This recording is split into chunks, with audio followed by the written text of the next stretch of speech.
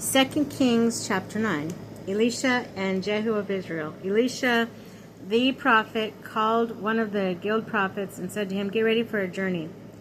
Take this flask of oil with you and go to Ramoth Gilead. When you get there, look for Jehu, son of Jehoshaphat, son of Nimshi. Enter and take him away from his companions and bring him into an inner chamber from the flask you have poured oil on his head, and say, 'Thus says the Lord, I anoint you king over Israel.'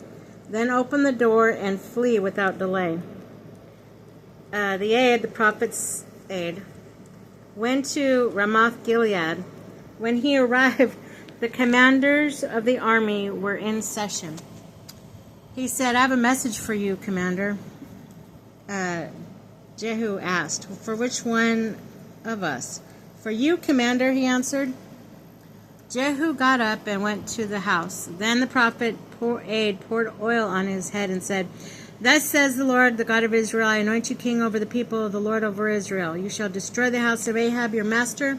Thus will I avenge the blood of my servants, the prophets, and the blood of all the other servants of the Lord by Jezebel. The whole house of Ahab shall perish. I will cut off from Ahab's line every male, whether bond or free in Israel. I will make the house of Ahab like that of Jeroboam, son of Nebat, and like that of Baasha, son of Ahijah. In the confines of Jezreel, the dog shall devour Jezebel so that no one can bury her." Then he opened the door and fled. When Jehu rejoined his master's servants, they asked him, "Is all well? Why did that madman come at you?" He replied, "You know that kind of man in his talk." But then they said, "Tell us another lie." So he told them, "This is what the prophet's aide said to me. Thus says the Lord, I anoint you king over Israel." At once each took his garment, spread it over Jehu on the bare steps, and blew a horn and cried, "Jehu is the king!" The end of the Omrid dynasty. Death of Joram in Israel.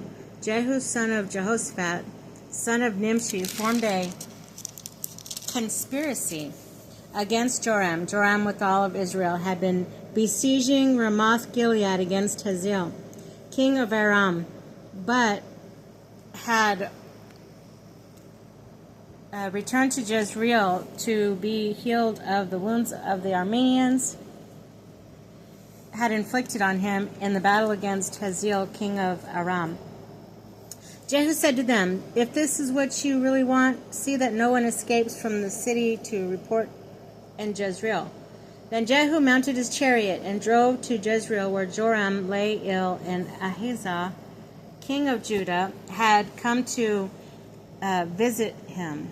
The watchman standing on the tower of Jezreel saw the troop of Jehu commanding and reported, "I see chariots," Joram said. "Get a driver and send him to meet them and ask whether all is well." So a horseman went out to meet him and said, "The king asks, is everything all right?" Jehu said, "What does it matter to you how things are? Get behind me." The watchman reported to the king, "The messenger has reached them, but is not returning." Okay, Joram sent a second horseman who went to them and said, "The king asks, is everything all right?" "What does that matter to you how things are?" Jehu replied. "Get behind me." The watchman reported he was reaching them, but he is not returning. The driving is like that of Jehu, son of Nimshi. He drives it like a madman. "Hitch up my chariot," said Joram, and they hitched up his chariot. And Joram, king of Israel, and Ahijah, king of Judah, set out, each in his own chariot, to meet Jehu. They reached him near the plot of the ground of Naboth in the Jezreelite. When Joram recognized Jehu, he asked, "Is everything all right, Jehu?" Jehu replied, "How could everything be all right as long as the harlotry and sorcery of your mother Jezebel continues?" Joram relined about and fled, crying to Ahaziah, "Treason, Ahaziah!"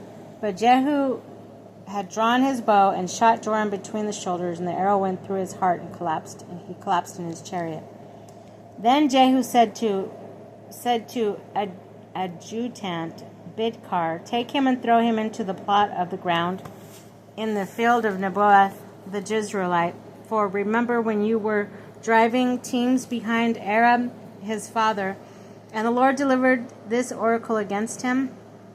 As surely as I saw yesterday the blood of Naboth and the blood of his sons, oracle of the Lord, I will repay you for all that, for in it is that very plot of ground, oracle of the Lord. So now take him and throw him into the plot of ground, in keeping with the word of the Lord.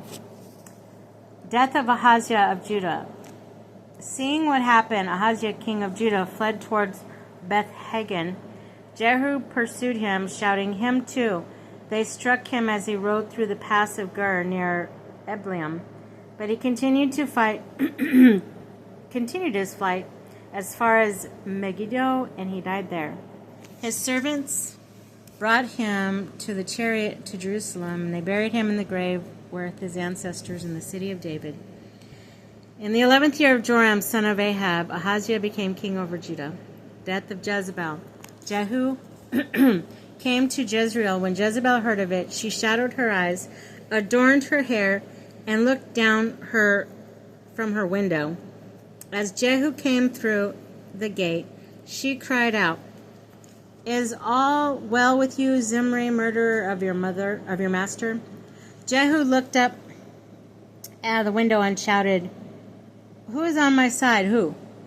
At this, 2 or 3 eunuchs looked down toward him. "Throw her down," he ordered. They threw her down, and some of her blood spurted at Jehu over against the wall and against the horses.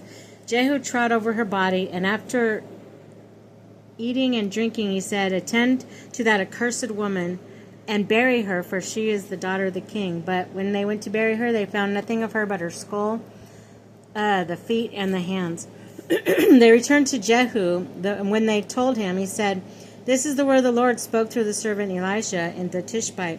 In confines of Jezreel, the dog shall devour the flesh of Jezebel.